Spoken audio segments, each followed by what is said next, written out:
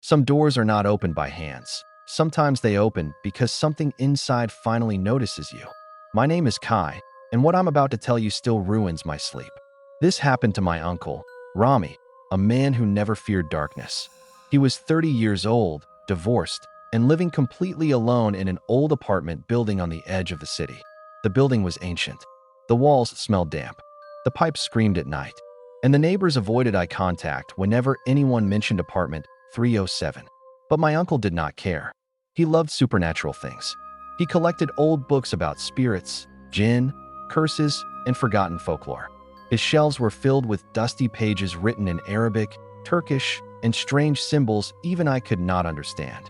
He believed the world was full of unseen creatures living beside us. And according to him, most people are simply too blind to notice them. One freezing night around 2:13 a.m., my uncle sat alone in his living room scrolling through videos on his phone. Rain hit the windows softly while the yellow kitchen light flickered every few seconds.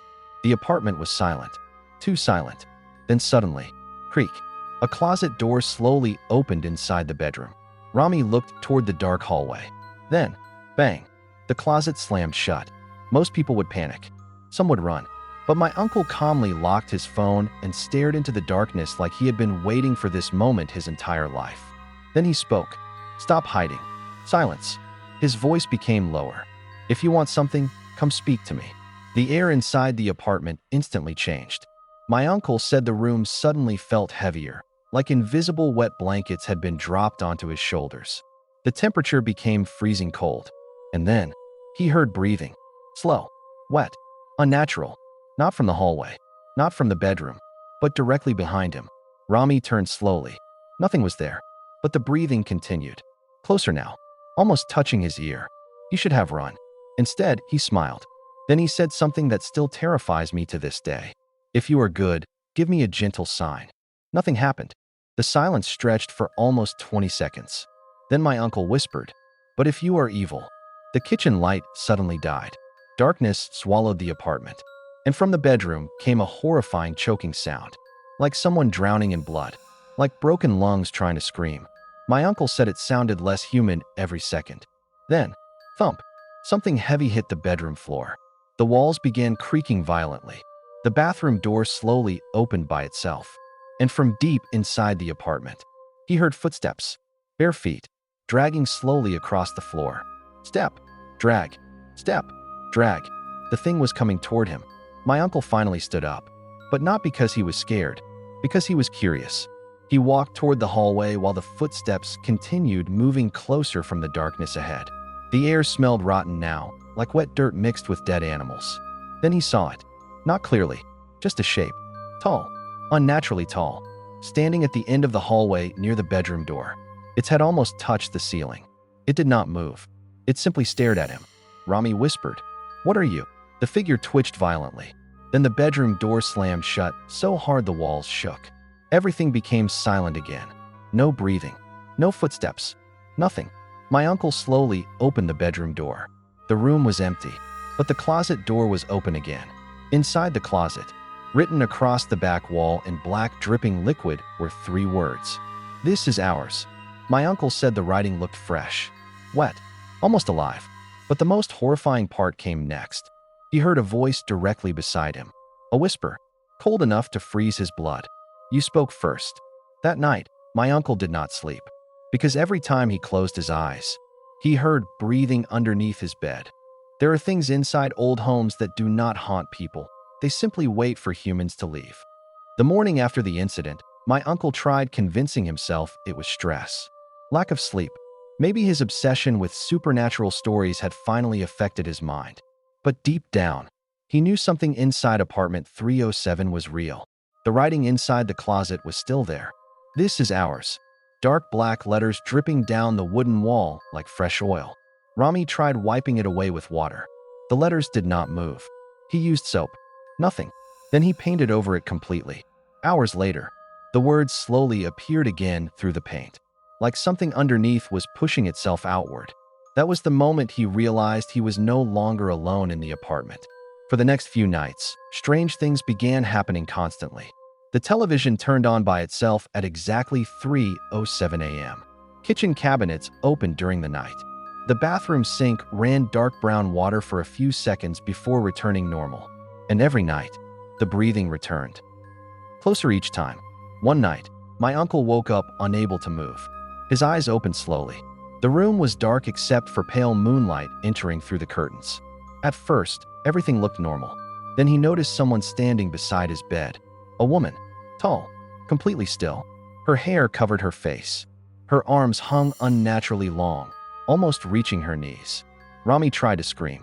Nothing came out. The woman slowly bent forward until her hidden face hovered inches above his own.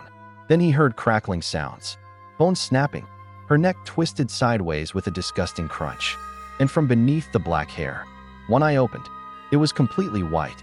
No pupil, no emotion, just emptiness. Then she whispered, "Why are you still here?" Suddenly the paralysis ended.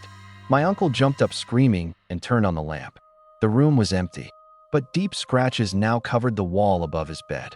Long, fresh, and impossible to explain. The next day, he asked an old man living downstairs about the apartment. The old man became pale immediately. He told Rami something terrifying. Years ago, an entire family lived inside apartment 307. Parents, 2 children, and a grandmother. One night, neighbors heard screaming from inside the apartment. Police arrived and found the entire family dead. No wounds, no blood, but every body had the same frozen expression of absolute terror. Eyes wide open, mouths stretched in silent screams. After that, nobody stayed in the apartment very long. People reported whispers inside the walls, moving shadows, scratching beneath the floor. One tenant disappeared completely. Another jumped from the rooftop claiming the people inside the walls were crawling closer. But what terrified my uncle most was the grandmother's final words before she died. According to neighbors, she kept repeating, "They were here before us." That night, Rami returned home feeling watched. The hallway lights flickered as he walked toward apartment 307. And before he unlocked the door, he heard movement inside. Slow footsteps, dragging across the floor. But he knew nobody was there. His hands trembled for the first time. Still, he entered. The apartment smelled horrible, rotten, wet, like something had died. Then he noticed muddy footprints covering the floor, bare human footprints, leading from the hallway, directly into his bedroom. Rami followed them slowly. The closet door stood open again. Inside the darkness, someone was breathing, not hiding, waiting. Then a voice whispered from inside the closet, "You were warned." Suddenly, 2 glowing white eyes opened deep within the darkness, and the closet began moving outward, as if something enormous inside was trying to crawl into the room. Sometimes the scariest thing is not seeing a monster, but realizing it has been watching you for a very long time. My uncle finally decided to leave apartment 307 forever. But according to him, the apartment would not let him go. The night he packed his bags, the atmosphere inside the home felt wrong. The air was thick and heavy like invisible smoke filled every room. Even the silence sounded alive. Rami avoided looking toward the bedroom because he knew something inside the closet was awake. Still, around midnight, he forced himself to finish packing. Then the power went out. Complete darkness swallowed the apartment instantly. No lights from outside. No sounds from neighbors. Nothing. Just silence. Then came the whisper. "Stay." The voice sounded deep now. No longer human. It echoed from every corner of the apartment at once. Rami grabbed his phone flashlight with shaking hands. The beam flickered violently as he aimed it toward the hallway, and froze. The bedroom door was slowly opening by itself. Creak. Inside the darkness stood multiple figures. Not one, at least 5. Tall black shapes with twisted limbs and glowing pale eyes. They stood perfectly still beside the bed, watching him. Then all their heads tilted at the exact same moment. My uncle backed away slowly, unable to breathe. One of the figures stepped forward into the light. Its body looked almost human, but its arms bent backward unnaturally. Its skin appeared stretched tightly over thin bones. And its mouth was far too large. It smiled slowly. Then the thing spoke using several voices at once. "You invited us." Suddenly, every closet door inside the apartment slammed open together. Bang, bang, bang. The walls began shaking violently. Scratching sounds exploded from inside the ceiling. Something huge moved above him, running, crawling. The apartment itself sounded alive. Then Rami noticed movement behind the figures. More faces appearing inside the darkness. Dozens of them. Pale, smiling, watching silently from inside the bedroom. My uncle turned and ran toward the front door. But before reaching it, something grabbed his ankle. A freezing hand. He fell hard onto the floor. And from beneath the couch, a face slowly crawled outward. It was the woman from before. Wide eye, broken neck, hair hanging over her skinless smile. She opened her mouth impossibly wide and whispered, "You belong to the house now." Then every light inside the apartment suddenly turned on at once. The figures vanished. Silence returned. But the front door was now covered in black handprints. Hundreds of them. Rami unlocked the door and escaped without taking anything else. He never returned. But the story does not end there. Weeks later, he received a phone call from the building manager. A new tenant had moved into apartment 307. The man complained about strange noises at night. Closet doors opening, breathing sounds, whispers inside the walls. Then the manager said something horrifying. The new tenant claimed he sometimes saw a tall man standing silently at the end of the hallway late at night. A man matching my uncle's exact description.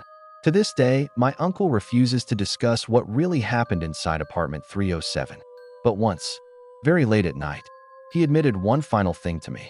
When he first spoke into the darkness that night, something answered him immediately, not with words, but with happiness, as if it had been waiting years for someone to finally notice it. And maybe that was the real mistake, because some things hidden in darkness do not attack you when you enter their home. They wait patiently until you invite them inside your mind. If this story gave you chills, make sure to subscribe, like this video, and comment below. What would you do if something answered you from the darkness? And remember, never speak to voices you hear inside an empty room.